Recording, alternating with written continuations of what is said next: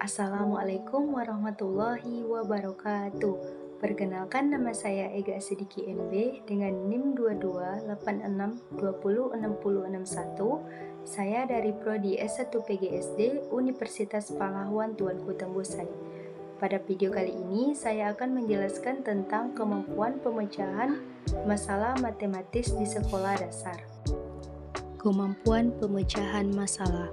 Kemampuan pemecahan masalah atau problem solving merupakan kemampuan siswa menggunakan proses berpikirnya dalam memecahkan masalah melalui pengumpulan fakta, analisis informasi, menyusun berbagai alternatif pemecahan, dan memilih pemecahan masalah yang paling efektif. Masalah matematika adalah alat yang digunakan untuk membantu siswa mengembangkan kemampuan dalam memecahkan masalah, baik masalah yang berkaitan dengan matematika maupun masalah dalam kehidupan sehari-hari. Masalah dalam matematika dapat diklasifikasikan menjadi beberapa masalah. Menurut Krulik dan Rudnick, sebagaimana yang dikutip Effendi Zakaria, menyatakan bahwa masalah dalam matematika dapat diklasifikasikan menjadi dua jenis. Yang pertama, masalah rutin, merupakan masalah berbentuk latihan yang berulang-ulang yang melibatkan langkah-langkah dalam penyelesaiannya. Yang kedua, masalah yang tidak rutin, yaitu ada dua. Satu, masalah proses, yaitu masalah yang memerlukan perkembangan strategi untuk memahami suatu masalah dan menilai langkah penyelesaian masalah tersebut. Dua, masalah yang berbentuk teka-teki, yaitu masalah yang memberikan peluang kepada siswa untuk melibatkan diri dalam pemecahan masalah tersebut. Siswa bisa dikatakan terampil dalam memecahkan masalah jika memenuhi indikasi pemecahan masalah, di antaranya masalah dipahami siswa, rencana pemecahan masalah disusun siswa, dan masalah dipecahkan. Solusi soal pemecahan masalah memuat 4 langkah penyelesaian, yaitu yang pertama, memahami masalah. Yang kedua, merencanakan penyelesaian. Yang ketiga, menyelesaikan masalah sesuai rencana. Dan yang keempat, melakukan pengecekan kembali terhadap semua langkah yang telah dikerjakan. Suidam menyatakan beberapa petunjuk dalam mengajarkan pemecahan masalah, yaitu 1. Gunakan istilah yang jelas. Mula-mula dalam lingkup matematika, kemudian dikembangkan di luar lingkup matematika. 2. Kelompokkan soal-soal berdasarkan materi atau proses yang serupa untuk dipilih siswa. 3. Sebutkan aspek-aspek soal yang terpenting saja. 4. Hindarkan hal-hal yang tidak relevan dalam soal cerita dalam soal bentuk gambar, soal yang dinyatakan secara lisan atau dalam soal bentuk lain. 5. Perkirakan jawaban dan analisislah jalan yang ditempuh untuk memperoleh perkiraan tadi. 6. Lukiskan ide ruang tidak hanya dengan kata-kata tetapi dilengkapi dengan gambar dan model. 7. Sebutkan aturan yang mungkin dapat diterapkan pada kasus yang bersangkutan melalui beberapa contoh. Kemudian ujilah aturan tadi. 8. Gunakan berbagai metode. Dengan demikian siswa tahu bermacam-macam metode. 9. Berikan penghargaan atas usaha yang dilakukan siswa. 10. Menggunakan tes untuk evaluasi belajar, libatkan siswa demi kepentingan siswa dan bukan untuk guru. Adapun keunggulan metode problem solving, yang pertama, melatih siswa untuk mendesain suatu penemuan. Yang kedua, berpikir dan bertindak kreatif. Yang ketiga, memecahkan masalah yang dihadapi secara realistis.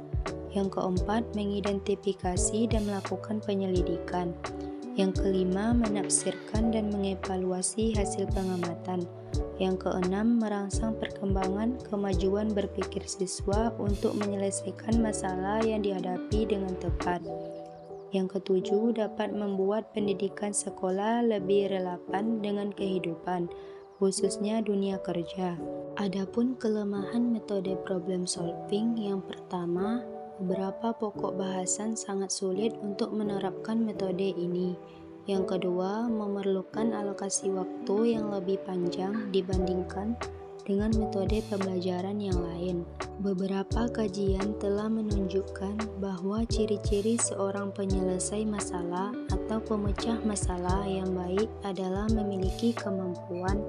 Yang pertama, kemampuan untuk memahami konsep-konsep dan istilah matematika. Yang kedua, kemampuan untuk memperhatikan persamaan, perbedaan, dan analogi-analogi. Yang ketiga, kemampuan untuk memperhatikan butir-butir yang tidak relevan. Yang keempat, kemampuan untuk membuat pengaman atau metode berdasarkan beberapa contoh. Yang kelima, kemampuan untuk menukar kaidah dengan cepat. Manfaat dalam penyelesaian masalah. Yang pertama, membolehkan seorang individu berpikir secara rasional dan analitis.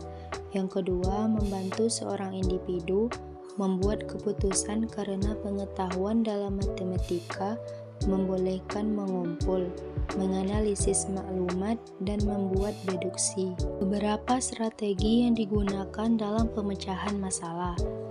Yang pertama, membuat diagram.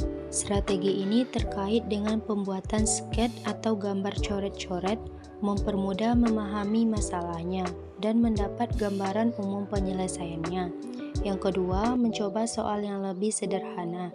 Strategi ini terkait dengan penggunaan contoh khusus tertentu pada masalah tersebut agar mudah dipelajari sehingga gambaran umum penyelesaian yang sebenarnya dapat ditemukan.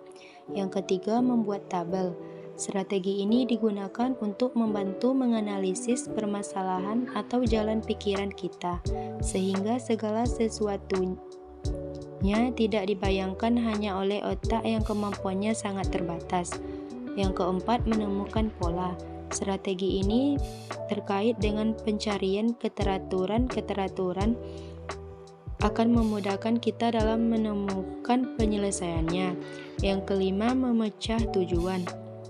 Strategi ini terkait dengan pemecahan tujuan yang hendak kita capai menjadi satu atau beberapa tujuan bagian.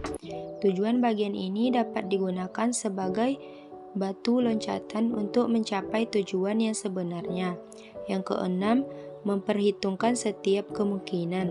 Strategi ini terkait dengan penggunaan aturan-aturan yang dibuat sendiri oleh si pelaku selama proses pemecahan masalah sehingga tidak ada satu alternatif yang terabaikan.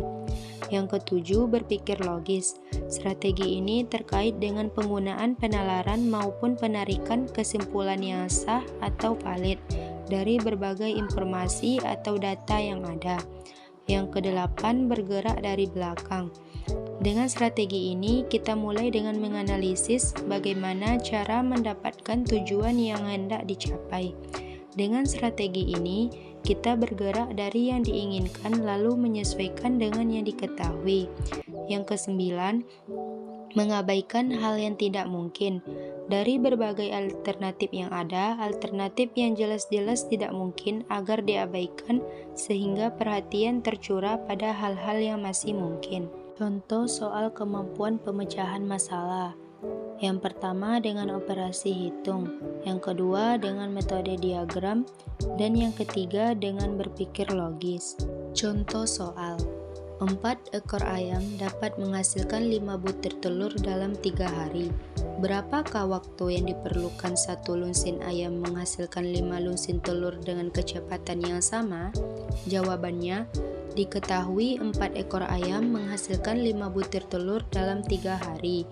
Yang ditanya, waktu yang diperlukan 12 ekor ayam untuk menghasilkan 5 lusin telur. Cara penyelesaiannya, 4 ekor ayam menghasilkan 5 butir telur dalam 3 hari. Maka, 12 ekor ayam dapat menghasilkan 15 butir telur dalam 3 hari.